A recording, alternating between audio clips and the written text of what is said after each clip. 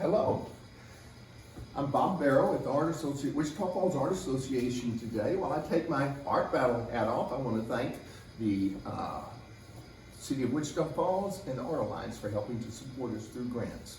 Today, a longtime friend of mine, Ann Hunter, is here to talk to us. Ann, tell us a little bit about yourself. I grew up in Wichita Falls. My family were artists. I went to TCU and also to Midwestern State University, where I got a master's in English, and I taught English at Hershey High School and then later at Vernon College, and retired from teaching at Vernon College. And somewhere in there you had a business. I did. Really between the years that I was at Hershey and when I was teaching full-time at Vernon College, I always taught an English class part-time, but I had a gallery and pottery studio on 9th Street called Floral Heights Studio and Gallery, and had people who came in and took pottery lessons and showed their work in the gallery. And she taught lots of people back then. You'll still see some of her pottery, but we do have some work today that she's doing. And what kind of media do you like to work with, or do you like different medias besides clay?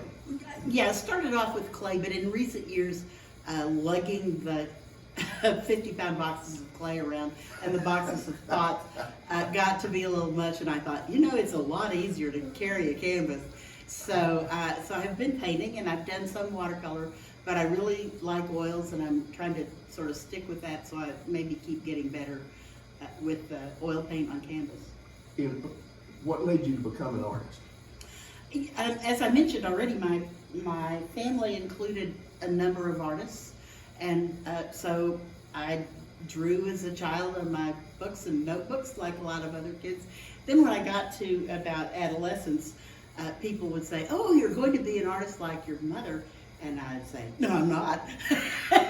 So I had a gap of a number of years before I couldn't resist the pull of taking some art classes, and once I was actually taking studio classes along with art history, I was sucked in and where do you get your inspiration? Well, lots of things are inspiring. Mostly I paint from photographs that I take, but they might be from travel, places I've been, ideas that I've had, all kinds of things. I think if you ever take a drawing class, it makes you look at things in a different way, and you become aware of the beauty of a single leaf and how the light changes from one time to the next, and then just looking at things is fascinating.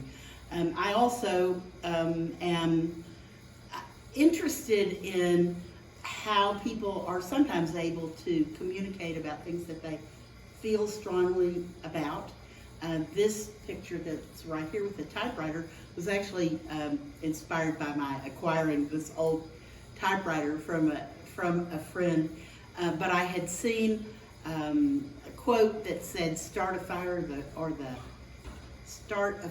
the cry of fire," and I was so I did a series of paintings suggesting to me that the typewriter became a symbol for self-expression and speaking out about things that you care about. So there was that one. That's interesting. Sometimes people say if you're an English major, all you're going to do is teach. You can also paint, make clay. You see Ann around, she's a great volunteer all over the community. Say hello, see her down at the Art Association, and thank you, Ann, for sharing your work with us and sharing your life. Y'all have a great day. Thank you, Bob.